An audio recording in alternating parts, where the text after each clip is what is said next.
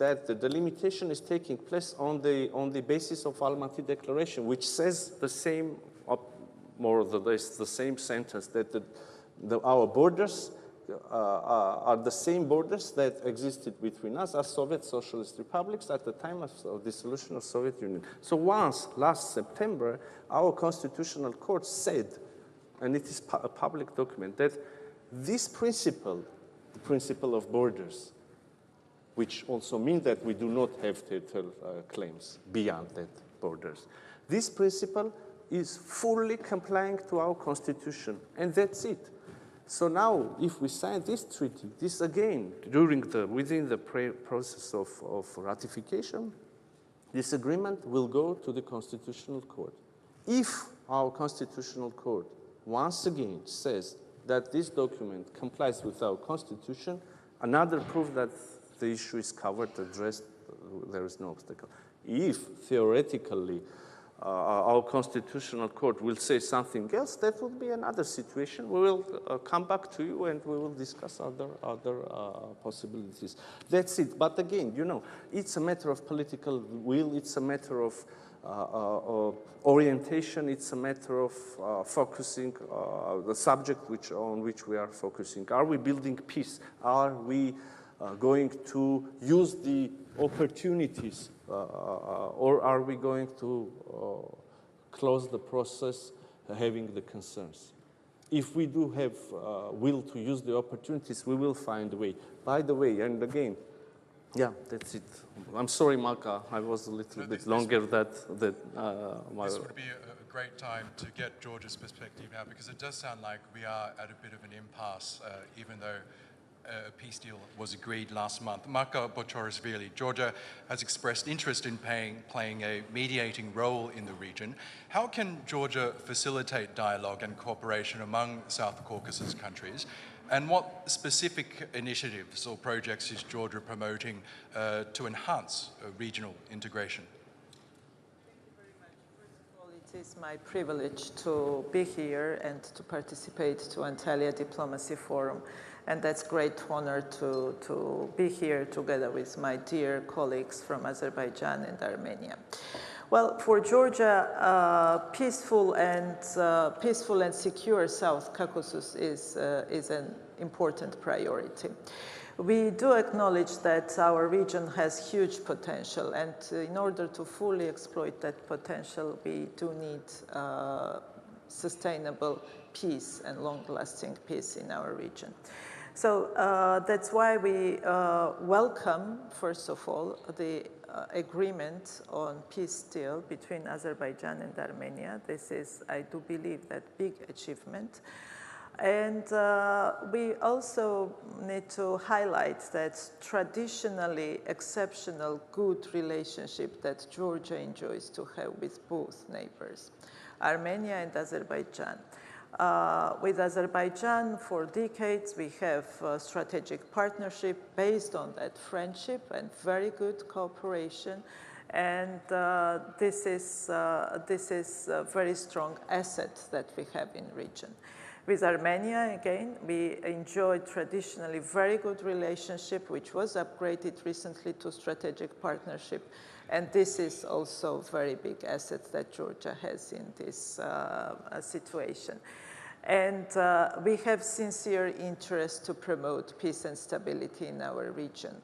And that's why we are always saying, and I will repeat it here, that Georgia is the place where both Armenia and Azerbaijan can rely on and can feel that we will provide all possible means to facilitate dialogue in our region, to facilitate cooperation in our region. As I mentioned from the beginning, South Caucasus has huge potential regionally to promote different partnerships and to contribute to wider peace, security, stability, economic cooperations. And we need to cooperate among ourselves to find common topics, to find common issues.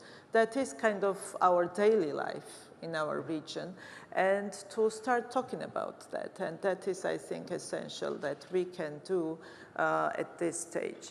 And again, Tbilisi is always ready, and I will repeat it here, on any level, on any topic, to start and facilitate conversation.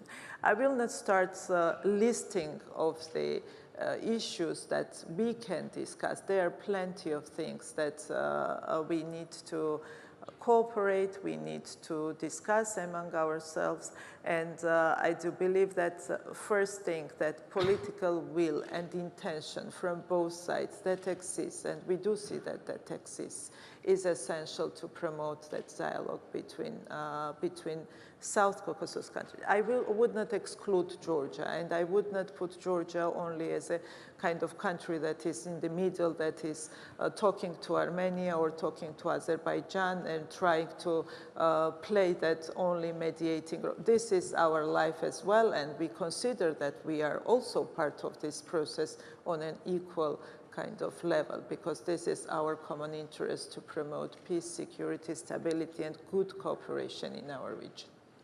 Thank you, Minister. At this point, I'd like to hand the floor over to our responder from the floor, Nigar Göksel. She's the Turkey Director at the International Crisis Group. Nigar, a lot to digest there. Please give us your thoughts. There we go. Yes. Oh, one moment. Sorry. It's a great privilege to follow the distinguished ministers on this very significant platform. I see my role today as weaving together some of the threads that they've laid out, my takeaways, and adding some reflections from the peace and security debates about this issue that are taking place elsewhere. So let me begin by celebrating and congratulating the ministers of Azerbaijan and Armenia for agreeing on the peace deal text. I know that that took an enormous amount of intellectual effort as well as political leadership.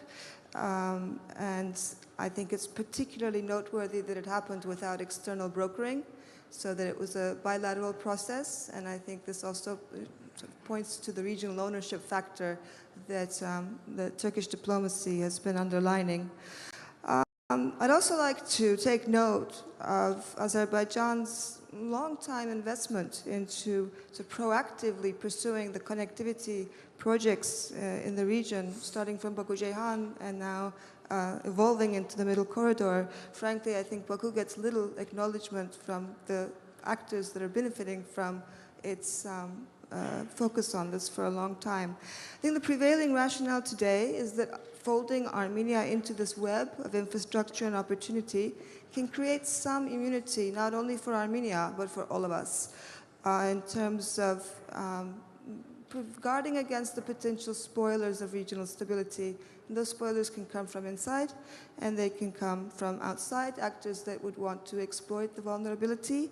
And I think I hear a very common interest, both on the panel and elsewhere, that regional integration is in everybody's interest. I think it's a matter of sequencing, as we've heard today, what comes first and what comes next, and that is also a matter of trust. But before I go a little bit deeper into that, I'd like to say a few words about the geostrategic context, because that hasn't been mentioned much, and I think it is actually one of the dimensions that adds the time sensitivity to this process being concluded. We don't know how the US-Russia alignment is going to evolve. We don't know how the Israel-Iran showdown is going to play out. We see Europe is trying to adapt to a new geopolitical landscape and is exploring ways to converge with Turkey, but we don't know how that's going to play out either. So I think there's a sense that the Caucasus region is going to feel the winds of these unpredictable changes, and we should be prepared for that by already having consolidated amongst ourselves as the Caucasus and its neighbors. Now to pass on to the more sensitive topics that have been discussed. I'm aware that Baku doesn't trust that enough Armenians have given up on reclaiming Karabakh unless they change the reference to this in their constitution or declaration of independence that's in the constitution. And I also see that many Armenians don't trust that such a change will be reciprocated with concrete gains. I think that Armenia is feeling vulnerable economically and security-wise, and the more it seeks support from the West because of this, the more it deepens Baku's distrust So there's a sense of a vicious cycle that we're facing.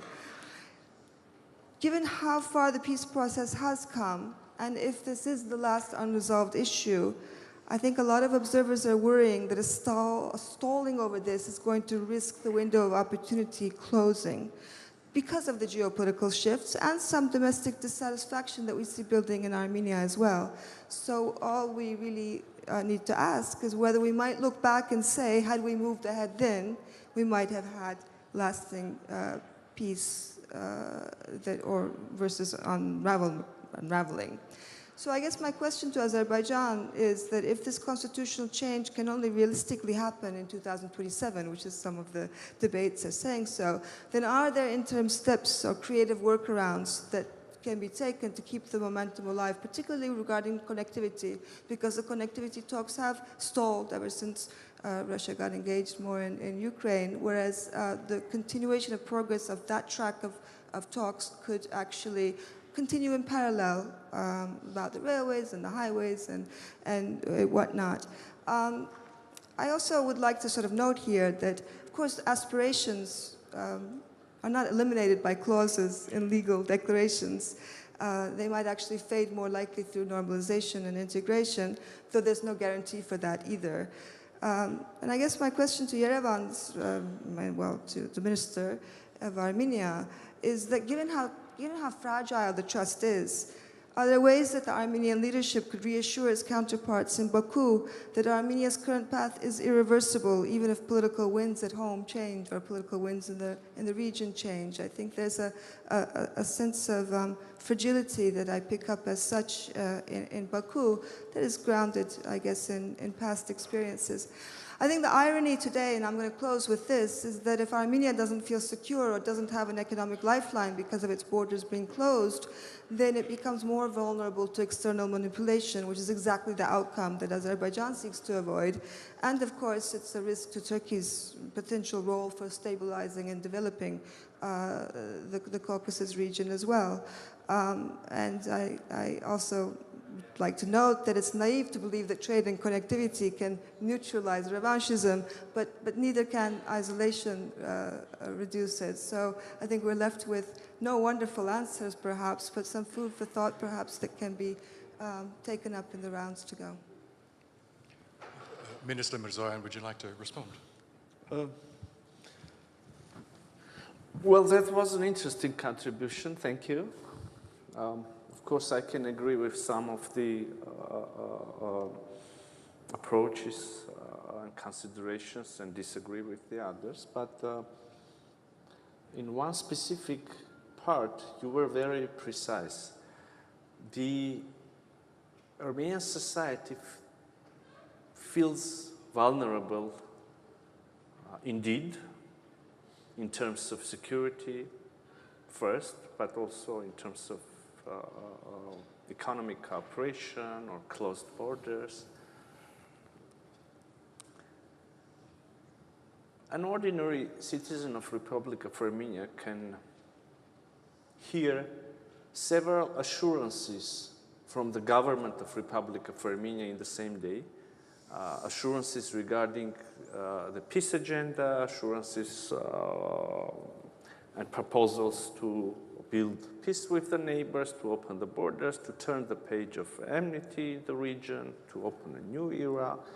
And we all remember that there are still very sensitive issues. The wounds are very fresh, and it's difficult to speak about possible cooperation. But an ordinary citizen of Republic of Armenia can hear or watch in his, her newsfeed, in his, her daily life, many assurances about this.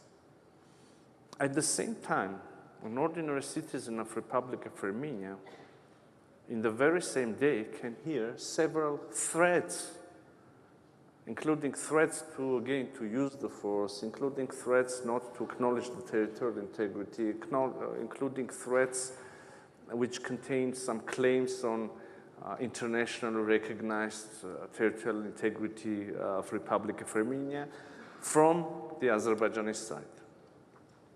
I don't know, on the level of member of a parliament, on the level of the media outlet strongly affiliated with the government, on the level of high officials. So there is this threat in the air. There is a choice for us, for our Azerbaijani friends, for our Georgian friends, for our Turkish friends. There is a choice to wait for another 100 or 200 years to see that the changes are irreversible, or to start a process of putting a brick and then another brick and then another brick, and in this way building a peaceful region here. Establish cooperation, I don't know, energy projects, transit projects. You touched upon the topic of the connectivity. I can also elaborate a little bit more on that. Internet cables, I don't know, tourism. There are so many ways of cooperation. And I believe Georgia can lead the region here. We can connect the two societies. Not only, I mean, the two societies of Armenia and Azerbaijan, but Georgia, but Turkey. We live in the 21st century. Again, it's a matter, and my hope is that I'm expressing this idea precisely. It's a matter of choice. You can wait for another 200 years, or you can start putting bricks and building a solid wall. We choose cooperation, but we cannot cooperate with ourselves. There should be another neighbor on the other side willing to cooperate with us as well. For instance, not to sound too, I don't know, idealistic and avoiding concrete details. I will bring an example. We just made a proposal to Azerbaijan regarding connectivity, according to which they gain access to our railway infrastructure. We gain access to their regional railway infrastructure. We understand that there is 45 kilometers in the south of Armenia, which is possibly, obviously, the shortest way to connect two parts of Azerbaijan. And we suggested to use, I don't know, modern technologies there, electronic scanners, which will allow us to avoid physical check of the goods, of the cargo, to use electronic declarations which can be sent, information which could be exchanged between respective agencies, again, allowing us to have this transit at its maximum possible speed, etc., etc. We made a very concrete proposal. No positive answer. Probably they have their grounded concerns, I don't know, but it's a matter of choice. Thank you. Okay. I'll ask Minister Bayramov to respond to that. Any response to what this minister has said? Absolutely. First of all, thank you for your analysis. And then you raised the topic and the issue of connectivity, what can be done at this stage. And I can confirm that this is the long standing position and the elements of the foreign policy of Azerbaijan is the best way to promote the security and well-being. This is good relations with your neighbors. And of course, economic integration. I mean, from this perspective, not only transport connectivity, transit, but also energy project, electricity cables, etc. So this is something which makes you interdependent in a good sense with your neighboring countries. And this is not only, let's say, the policy as a whole. This is something which has been successfully implemented by Azerbaijan with all neighboring countries. When we talk about East-West Middle Corridor, what, for instance, Azerbaijan, Georgia, together with Turkey did, this is not something which changed the region. This is not something which was very positive for the well-being of our people and societies.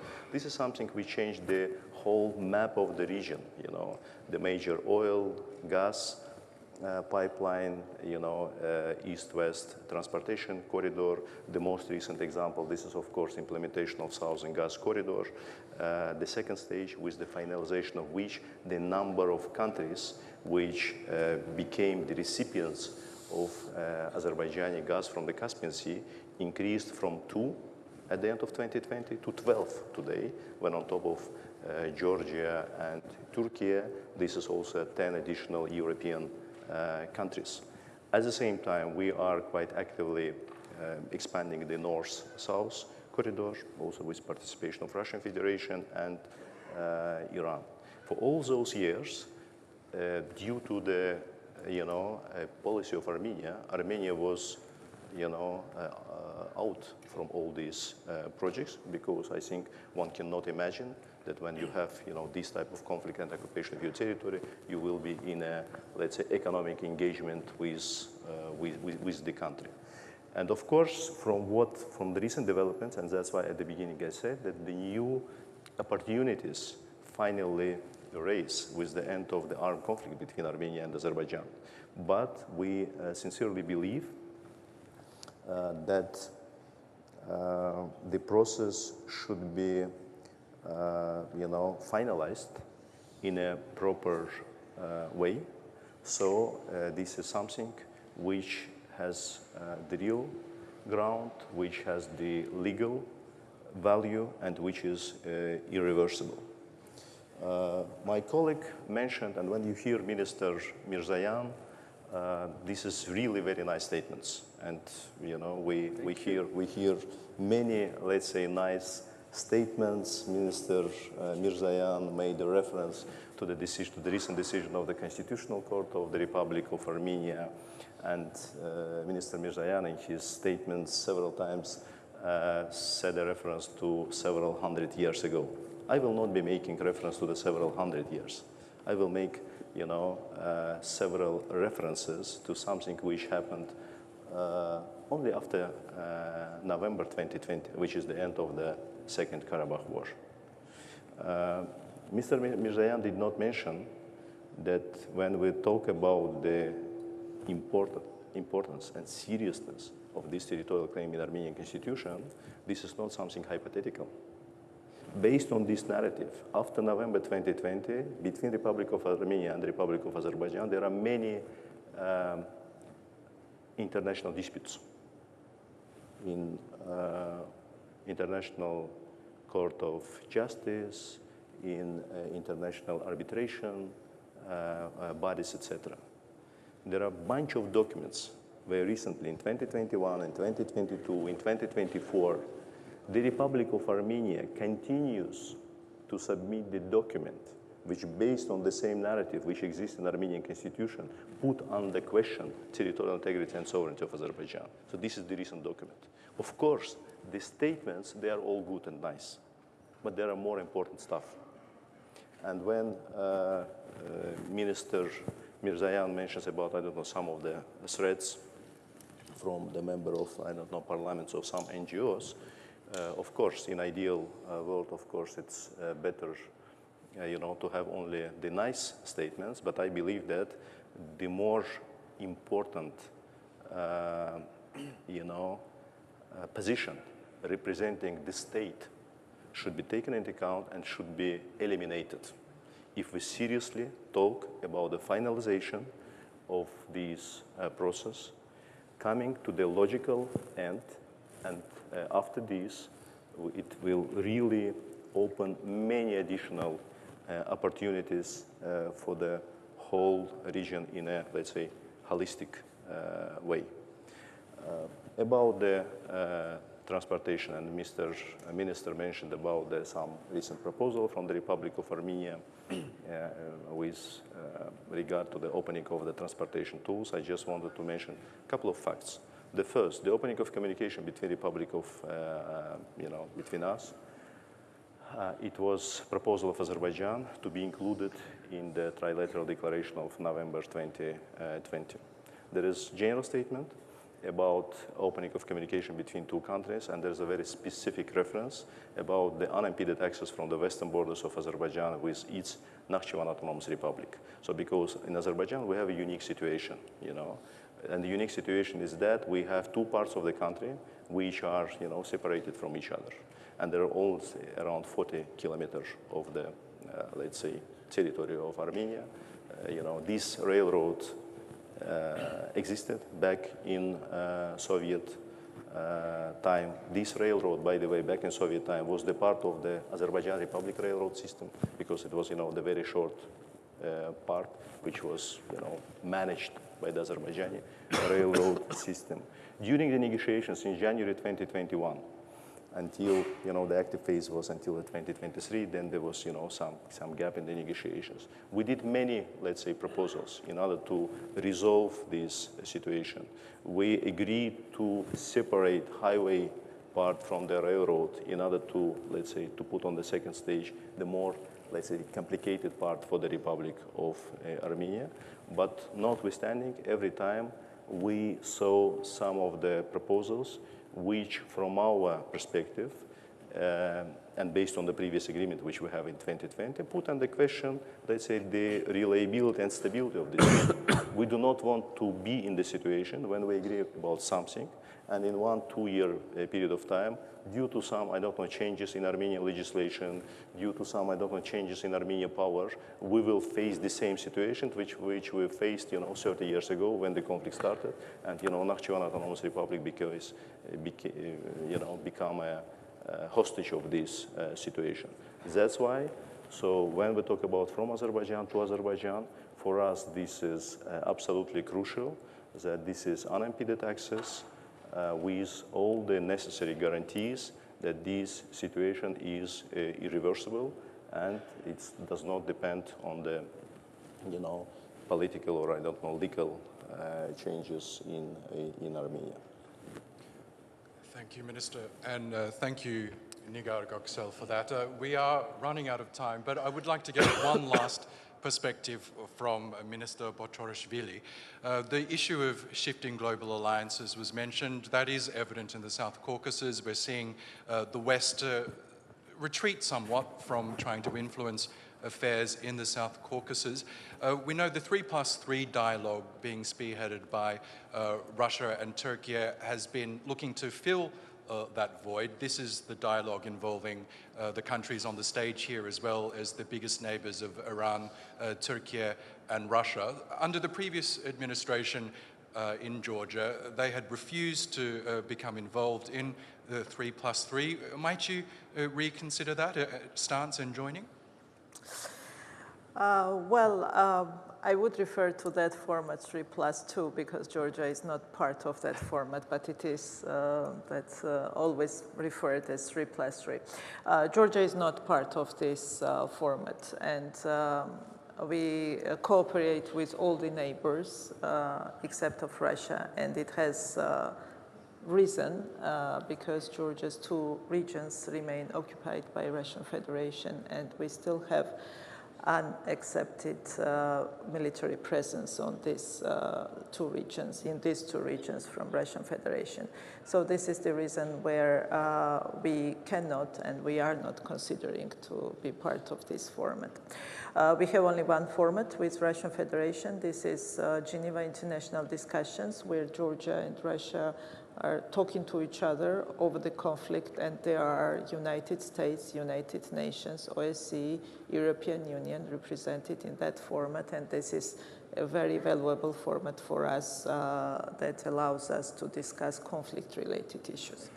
Otherwise, when we talk about region and regional cooperation, we have excellent cooperation with our other neighbors, with Armenia, with Azerbaijan, with Turkey, and we have excellent examples of that good cooperation. With Turkey, with Azerbaijan, we have implemented a number of important projects throughout decades that are very important for a small region, but they are also very important for a wider region. And when we're talking about kind of diversity also in the region, we have plenty of opportunities in that diversity.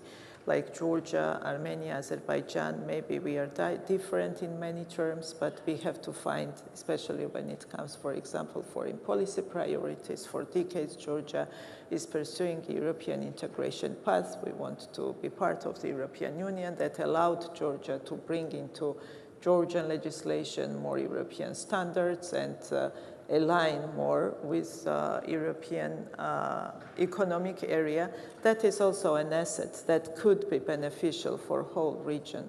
And we are ready for cooperation with our neighbors in that terms as well, and to contribute to more regional cooperation and regional projects. But this is not the format of 3+3. It's good to get that clarification. I'm afraid that does bring us to the end of this discussion. Can we please thank our distinguished guests, Mիրզոյան, the Minister of Foreign Affairs from Armenia, Ceyhun Bayramov, the Minister of Foreign Affairs for Azerbaijan, and Marko Kochorishvili, the Minister of Foreign Affairs for Georgia. Thank you so much, and thank you to all of you.